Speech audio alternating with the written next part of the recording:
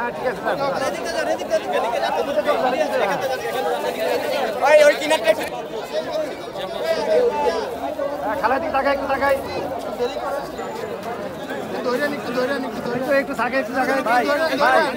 ভাই 2 সেকেন্ড সময় নেই, একটু সময় দিন ভাই।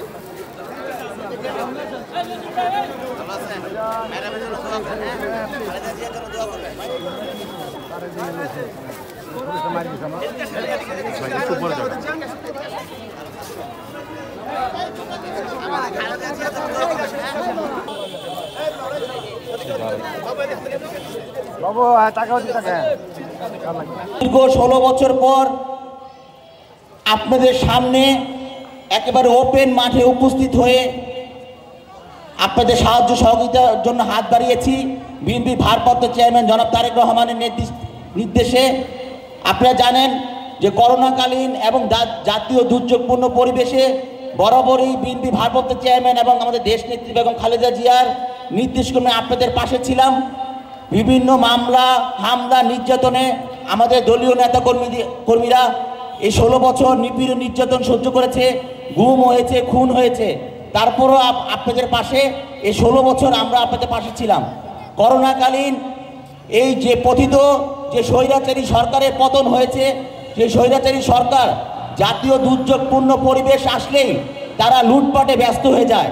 তারা সবসময় আশা করে যে বাংলাদেশের জাতীয় দুর্যোগপূর্ণ পরিবেশ আসুক, যার কারণে তারা টাকা পয়সা লুটপাট করার সুযোগটা পাবে। সে সময় করোনাকালীনও আপনি দেখেছেন অনুদানের কথা বলে আপনাদের যে 5,000 টাকা করে বা 4,000 টাকা করে দেওয়ার কথা ছিল ভোটার আইডি কার্ড নিয়ে, তারা ভোটার আইডি কার্ড আপনাদের কাছ থেকে ঠিকই নিয়েছে, তাদের নেতাকর্মীরাই সে 5,000 টাকা উঠে তারা খেয়ে ফেলছে। আপনারা অনেকে হয়তো পান নাই। আমরা করোনাকালীন আমি ব্যক্তিগত এই শাহালি থানায় অন্তর্গত তখন শাহালি থানা যুব দলের সভাপতি দায়িত্ব ছিলাম। তখন আমি আমার নিজে সারা বাংলাদেশ তো বিএনপি ভারপ্রাপ্ত চেয়ারম্যান জনাব তারেক রহমানের নির্দেশে করেছি। আমি শাহালি থানাও এই মামলা 200-রও অধিক মামলা নিয়ে আমি শাহালি থানায় এসে আপনাদের পাশে ছিলাম।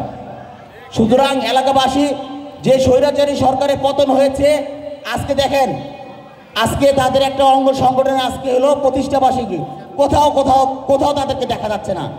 এমন পরিমাণ নিপীড়ন নির্যাতন সেই স্বৈরাচারী সরকার চালিয়েছে যে তাদের অনুসারীরা যারা যুবলীগ ছাত্রলীগ যাদের অনুসারীরা আছে অঙ্গ সংগঠন আছে কোথাও কোনো তাদের নেতাকর্মীদেরকে দেখা যায় নাই। অথচ গত 5 মাস আগেও তারা কিন্তু এলাকায় বিভিন্ন জায়গায় আসর পেতে বসছে না বসছে। এখন কোথাও আমলি দেখতে পান না। আমরা এই ধরনের রাজনীতি চাই নাই।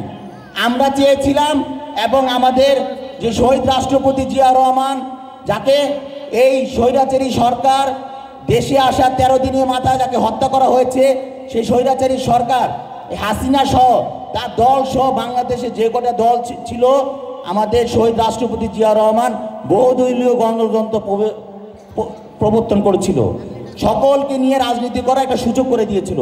উনি কাউকে মাইনাস করে রাজনীতি করে নাই। অথচ দেখেন এই স্বৈরাচারী শেখ হাসিনা তার আওয়ামী লীগ এমন পরিমাণ নিপীড়ন নির্যাতন চালিয়েছে যে তাকে দেশ থেকে বিতাড়িত করার আগে সে পালিয়ে গেছে এবং দিল্লিতে বসে বসে ষড়যন্ত্র করছে। এবং আপনাদের পেটে লাথি দেওয়ার জন্য, গার্মেন্টস বন্ধ করার জন্য দিল্লি সরকার ওই মোদির সাথে সে বসে একটা আপোষনামা করেছে। গার্মেন্টস বন্ধ করলে আপনারা কি খেতে পারবেন? এই যে অটোরিকশা দেখেন, অটোরিকশা বন্ধ করতে চেয়েছিল না? চেয়েছিল। আপনি এই গার্মেন্টস বন্ধ করলে কিন্তু কেউ ভাত পাবেন না। এই গার্মেন্টস বন্ধ করার জন্য কিন্তু স্বৈরাচারী শেখ হাসিনাই দিল্লিতে বসে বসে ষড়যন্ত্র চালাচ্ছে। কয়েকদিন পর দেখেন হাসিনা আমলে গার্মেন্টসে আগুন, এখানে আগুন, ওইখানে আগুন। এখন কোথায় আগুন ধরে? ধরে না। এই হিন্দুরা পূজা করতে পারতো না।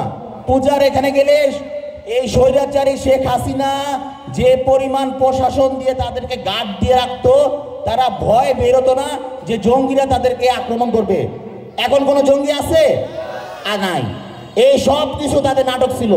মানুষকে বাংলাদেশে মানুষের উপরে তাদের একেবারে বাংলাদেশের মানুষের উপরে এই স্বৈরাচারী সরকার বাংলাদেশের মানুষকে দেখতে পারতো না। তার বাংলাদেশে তার আত্মীয় স্বজন কাউকে বিয়ে দেয় নাই, সব বিয়ে দিয়েছে কোথায়? বিদেশে। দেশে কেউ নাই। দেশে তাদের কোনো কেউ নাই, সব বিদেশে গেছে, তার আত্মীয় স্বজন সব বিদেশে। সুতরাং আপনারা অনেকক্ষণ যাবৎ বসে আছেন। আরেকটি কথা, যে আমাদের এই নির্বাচন কমিশন, এখানে মিডিয়া আছে, নির্বাচন কমিশনার ব্যবস্থাপনা সংস্কারের যে কমিশনের দায়িত্বপ্রাপ্ত বদিউল আলম বলেছে বাংলাদেশে আওয়ামী লীগ নির্বাচন করার সুযোগ পাবে। বাংলাদেশে আওয়ামী লীগ কি নির্বাচন করার সুযোগ পাবে? আপনি বল পাবে? পাবে না। কেন পাবে না?